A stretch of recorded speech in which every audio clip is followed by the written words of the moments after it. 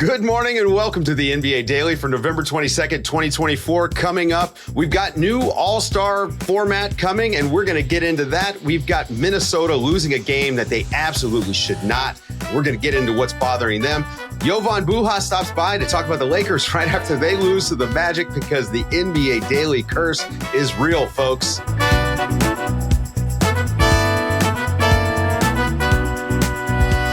Good morning, everybody. Good morning, Zena. Not a great morning for the Minnesota Timberwolves, though. They dropped a game last night that they definitely should have won. The Toronto Raptors are not a good basketball team. I'm not sure if they're a tanking team necessarily, but they are in the tank race for sure. And the Raptors won the game 110-105.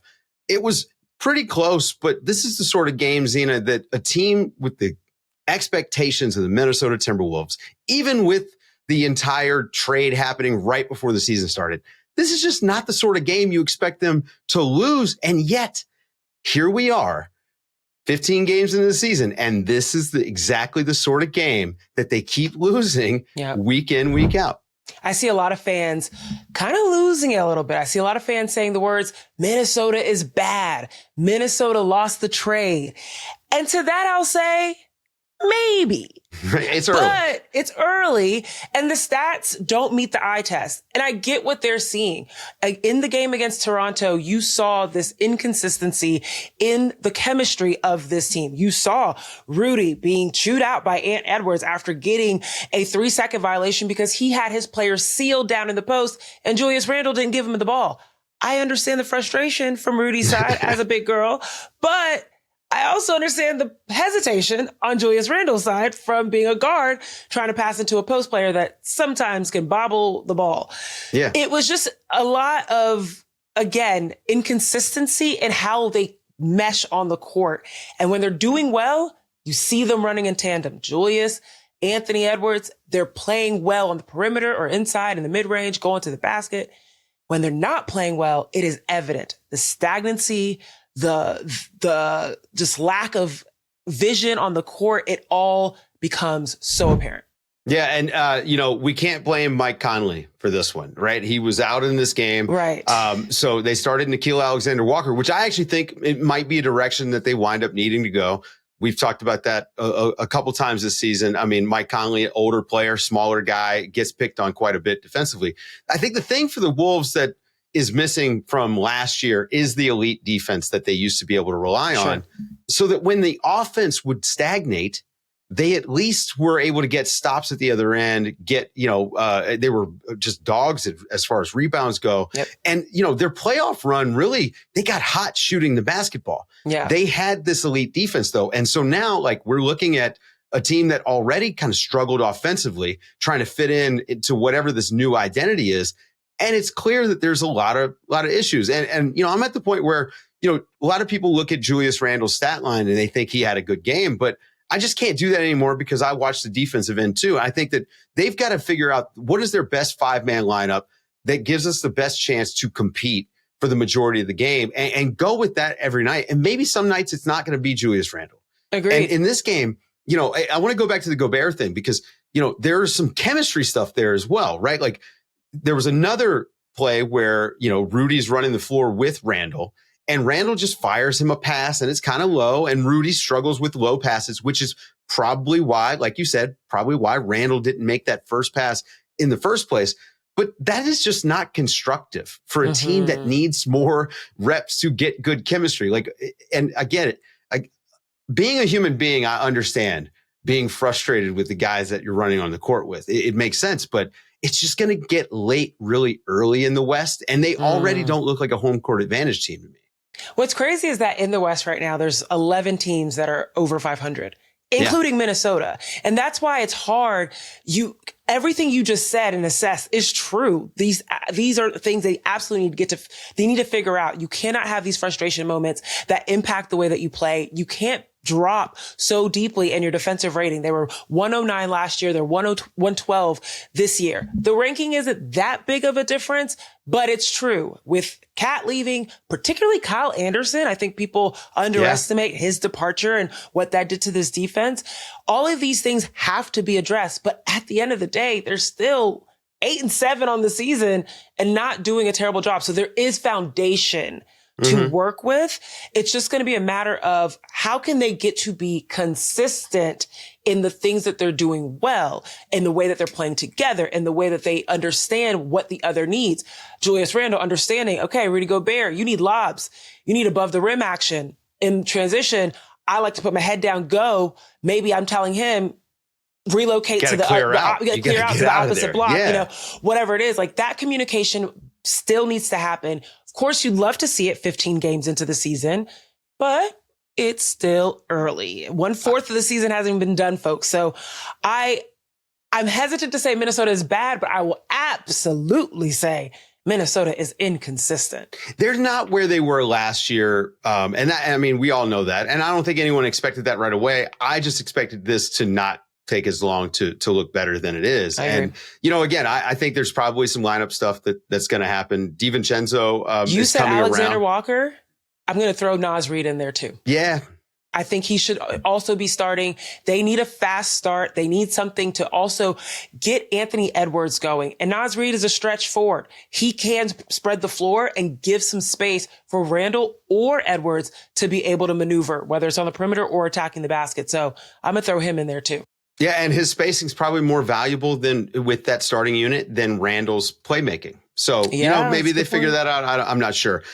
Zena, we got some news, a little bit of news to go over. The NBA is apparently in serious discussions once again to change the format to a 4-team tournament format for the NBA All-Star Game. And that's for this coming NBA All-Star Game. Essentially, they would play 2 semifinal games with 2 teams, or with 4 teams up to 40 points. So first team to 40 wins. So like pickup style rules. Championship game would be to 25. Now, Zena, this is yet another, venture to try to fix something that is permanently broken, because All-Star games in and of themselves, they have no drama because they don't mean anything. Yeah. And so until we get something that is either so incredibly fun that the players really want to participate, or it's so incredibly meaningful that it probably is too much for an all-star game, I just don't think there's a fix. And what it really is that the NBA doesn't have a Super Bowl. They don't have this huge tentpole event that everyone's waiting for, and they really want that. But an all-star game it's a bad idea. So I had some thoughts here, Zena. I wanted to, what do you think about my fixes for the all-star game? Okay. Run them by me. Let's go. All right. So 3-on-3 basketball. We all just watched that at the Olympics, the high-paced version that they play there. Let's do that. Put these guys random draw. I mean, maybe you do some sort of positional thing, but make a bunch of 3-on-3 teams, take the whole weekend and do a group play and tournament over the course of the weekend, culminating on Sunday, where you just do all day tournament style, single elimination knockout. Maybe the winners get something. Maybe you work with USA Basketball and the winning trio gets to go to international competition, that summer. I don't know. Maybe that's too much. I don't know. I like the idea. Of course, in the women's basketball realm, Unrivaled, the new 3-on-3 league, is on its way in January. There's a definite attraction for the style of play. One thing I'll tell you, players don't want additional work. Right. They already got 82 games. I don't know if they want a whole entire weekend that's supposed to be a break to be another tournament. But it would be fun for the fans to be able to see. Yeah. The other one, and this will never happen, and I understand it because we all have, egos and brands to protect, but King of the Court, All-Star Weekend, I like that. It would light the world on fire. It would be fantastic. Vegas is a perfect place to do it if they were just to pick one spot to do an All-Star game, but we'll never see that. Guys, stick around. After the break, we have Jovan, Buha on to talk about the Lakers. And, we're not going to harp on the loss, but man, missing free throws to lose that game is pretty rough. The NBA Daily Curse continues. Zena, do you know that most of the time that we've booked a guest in the first 5 weeks of this show, that the team that we want to talk about has lost? Jovan Buha is here. He was there at the Lakers' loss last night to the Magic. We are actually talking to him. He's in the arena, so we're pretending, the myth of podcasting here. Jovan, I apologize for cursing the Lakers and breaking the long streak. This game came down to free throws, which it really, you can't say much more than that. As Zena said right before we went to record, which I love, you can't watch tape on free throws. Yeah. Yeah, well, JJ Redick is going to. He said tonight after the game that he's going to go to a dark place, and then he clarified, as everyone looked concerned, that he meant he's going to go to his basement and turn off all the lights and rewatch the game film. So he looks physically ill after the game. Yeah. After every loss, JJ has just taken it so hard, and it was actually interesting because LeBron was then asked, like, do you think that's sustainable for JJ to take these losses as hard as he has, like be up all night rewatching the game, kind of replaying it in his head?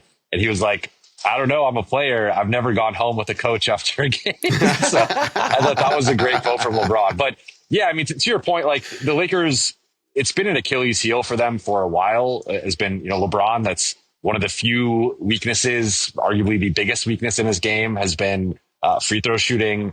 So he missed one late. Austin Reeves missed a couple late, and then AD missed 3 as well. So they missed 4 free throws in the final 40 seconds of the game.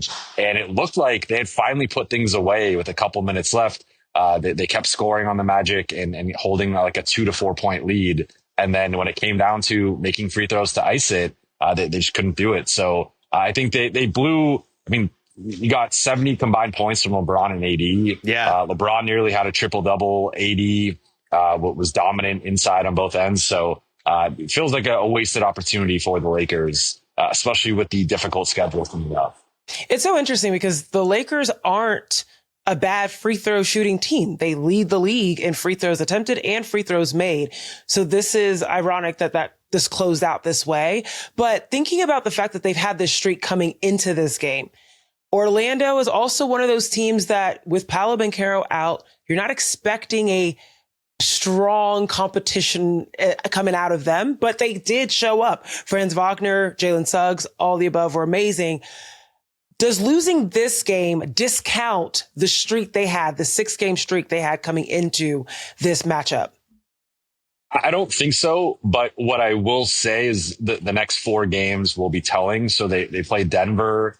They have a back-to-back in Phoenix and San Antonio, and then they play OKC to close out the week. So if they go 2-3 or 1-4 over that stretch, if you include the Orlando game, then yes, I will think that will have undermined the 6-game win streak that they just had and show that it was really just them beating up on lesser competition. Yeah. Even, the better teams that they played were like Memphis and Philly, and those teams are obviously without, multiple star players. So I think this was like Orlando had been playing well. They just had their own 6-game losing streak snapped against the Clippers. And the one advantage that they had over the Lakers in this game consistently, really across the board outside of maybe the center spot, was a size advantage. And just that starting lineup, you're starting 3, 6'9", 6'10" plus guys, coming off the bench. Mo Wagner had I think he had something like 12, 15 points off the bench.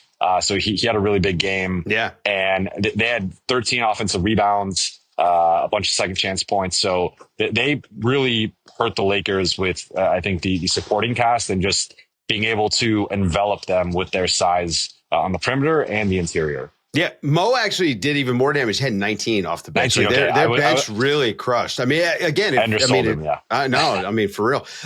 We got to talk about Dalton Knecht. But before we get there, I got to mention LeBron James 3-point shooting, because is LeBron James shooting right now the best 3-point shooter he's ever played with? Because he is just lights out. And that fourth quarter run was really him kind of just making all these deep shots again, being able to do this. And then Dalton Knecht having that other shooter opposite LeBron. I feel like this is affecting LeBron's openness on some of these threes. The defense is so keyed in on what Dalton Knecht is doing, especially when he's in the corner, that it just feels like LeBron not only has space, but he has more time to get these shots up. Yeah, no, definitely. So LeBron is averaging a career high 3-point percentage right now. And this would actually be the second consecutive season he has done that, because last year he shot a career high 41%. Did he get LASIK or something? 39 years old, folks. It's a good question. Really, there wasn't much for him to improve in, I guess, outside the free throw shooting, which just continues to be an area he struggles in. But outside of that, it was, I guess, becoming a better 3-point shooter, and he's done that. But he hit the 3 straight threes in the fourth, and it felt like that was flipping the game. LA took back the lead at that point. But Dalton Knecht, 5 straight games with 14 plus points after only having 1 over the first 10 games of the season. And he set, the game against the Jazz, 6 straight threes, 37 points, set all these rookie records, Laker records. So he's been shooting flames for a week and a half now. And it's really changed the dynamic of this Lakers team, where they've not had a shooter like that maybe ever in the LeBron AD era. Like, you could probably say KCP is the best shooter that they've had, which is like, he shot fairly well, but he was, relatively inconsistent. And so, like, they've been trying guys out, signing minimum guys, trying to trade for guys, and they finally draft this guy. And it's a game changer. KCP also wasn't the same threat to do stuff once he caught the ball. And that's the thing where Dalton Knecht, I think, is going to get lost a little bit. He's a really good basketball player, good athlete. Yeah. Well, all right. Basketball player is 2 ends. The defense is not good. The defense is rough. The defense is bad. Yeah. But man, on offense, like, he's scary just when he catches the ball. So, and he's he can drive, he can cut, he can dunk on you. Like, he's dunked on multiple guys this season. So yeah, he's a complete player, but obviously the shooting is the element that, like, because with the pressure that LeBron and AD put on the rim, they naturally, that's going to lead to open shots for their teammates. And more often than not, those guys have not made shots over the last few years. Yeah. So having Dalton Knecht in the corners or relocating around the arc, like that it's just been an X factor for the offense. Yeah. Now, tonight was Dalton Knecht's, I think, 5th 30-minute plus game within the Lakers. Clearly closing out games, being in these type of big moments. Rui's been out, but eventually he's going to come back in. Like, what do you expect when Rui comes back in terms of Dalton's minutes and his impact to close games? So I asked JJ Redick about this before the game, and just essentially phrased it as, like, he has said he doesn't want to cycle through a bunch of starting lineups, and that he made the one big change of moving D'Angelo Russell to the bench, inserting Cam Reddish, and otherwise it's been injury induced starting lineup changes, like putting in Dalton for Rui. So I just asked him, like, are you considering keeping Dalton in the starting lineup at the way that he's playing, or do you want to just stick with that previous starting lineup and feel like maybe you've learned how to use Dalton better in these games that he started? And he said he hasn't made a definitive decision yet. He does expect Rui Hachimura to re-enter the starting lineup whenever he returns, which could be as soon as Saturday against Denver. So I kind of read that as, it sounds like Rui's going to be the 4th guy, and then it's really going to come down to Dalton versus Cam, and two totally different players, totally different skill sets. Cam has been something of a perimeter stopper for them, which I think on one hand is like, it kind of speaks to the lack of available options on this team. But I will say Cam has played good defense. Now he's an offensive liability. You don't want him dribbling. You don't want him shooting. You want it very simple offensively, but he has done that for the most part. And he's brought good energy, good defense, good rebounding. So I would suspect that Cam keeps that starting spot, at least for now. But if Dalton continues to be, like tonight, 3rd in the team in scoring, 17 points, hit 3 threes. Like, if he just continues to shoot this way and contribute offensively like this, I think it's inevitable that he eventually becomes the starter, whether it's in Rui's spot or next to Rui. The one issue with starting him next to Rui is you're just going so offensive focused that you just don't have much perimeter defense, if any at all. And that can work. We've seen certain teams lean into the offensive end and be able to outscore teams. But I think ideally the Lakers have at least one defensive minded guy. They wanted Jared Vanderbilt to be that guy. He's out another couple of weeks. It's like the 3rd time his timetables been pushed back. So sounds like that's going to be a little bit longer at least. So I think for now it's going to be Cam and Rui, but I would not be surprised if Dalton eventually takes the starting spot back. Well, Jovan, I look forward to reading your piece on how they missed all the free throws down the stretch. And I'm hoping you're going to we need some geometry in there. I want to see, they showed a perfect angle of that, one of those AD misses. And I was like, oh, that's a rough one. Well, not rough. Go read Jovan over at The Athletic. Jovan Buha, thank you very much. Coming up after the break, Zena and I get into the mailbag, and we decide if the Spurs are going to be contenders or not. It's time for everyone's favorite segment, the segment where you, the listener, does the majority of the work. The mailbag. It's the best. This is one of the best things about podcasting, Zena. You're going to love this so much, especially in January. We're going to get some amazing questions that are really going to get our brains going when we are brain dead on basketball. Brian Woodward at BDovWero on Twitter asks, do you foresee the Spurs becoming a contender within the next couple of years? Or what do you see in their future if they're not? And look, they're 8-8 right now.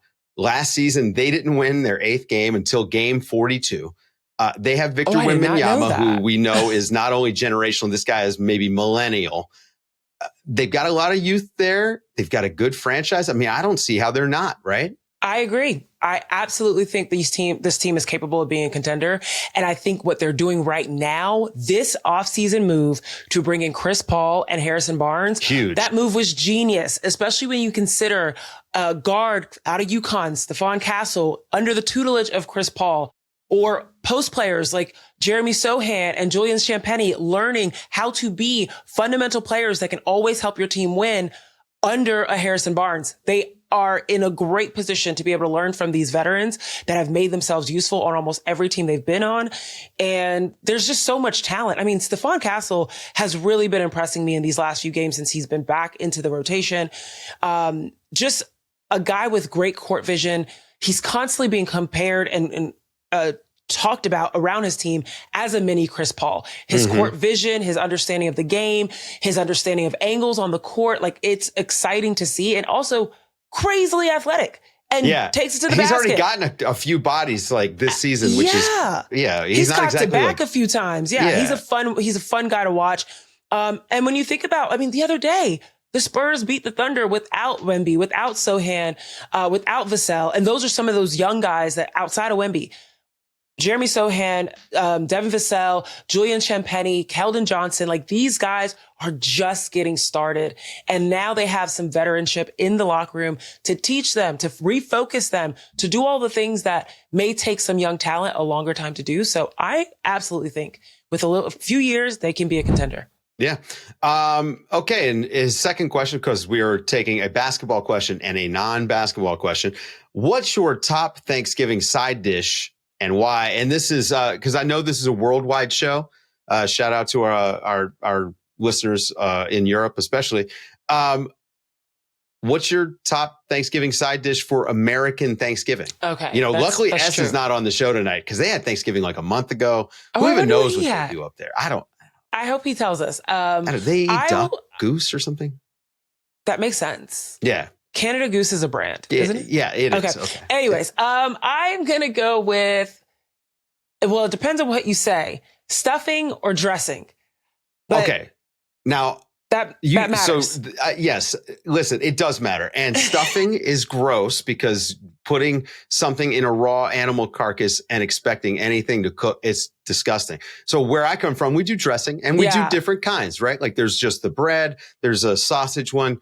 And I'm from Virginia, so there's an oyster dressing, which... Oh, I've never heard that. Oh, yeah. See, I do cornbread dressing, and I am obsessed with it. Honey cornbread dressing. It's very, very good. But I just think the only reason I love it so much is because stuffing or dressing, having it anytime outside of the holidays is strange. It's weird. Like, you can have mac and cheese, you can have whatever. Sweet potatoes. You can have all that throughout the entire year. But you can't have dressing any other time than in Thanksgiving and the holidays. Yeah.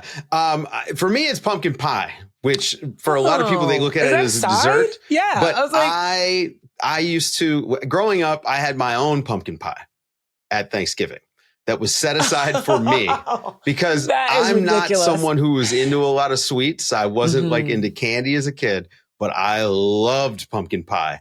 And when I was like 6 years old, I showed up a little bit late to Thanksgiving and there was no pumpkin pie. And you threw a tantrum. No. I wasn't that kid. Okay. No. But apparently the look on my face was so sad that every adult in my family decided they never wanted to see it again. So every single year I had my own pumpkin pie. I grew up, I had an amazing childhood. It was very nice. That's very kind. That's going to do it for today's show, folks. You guys have a great weekend. Appreciate you listening. For Zena Keita, I'm Dave DuFour, and this has been the NBA Daily. Thanks for waking up with us.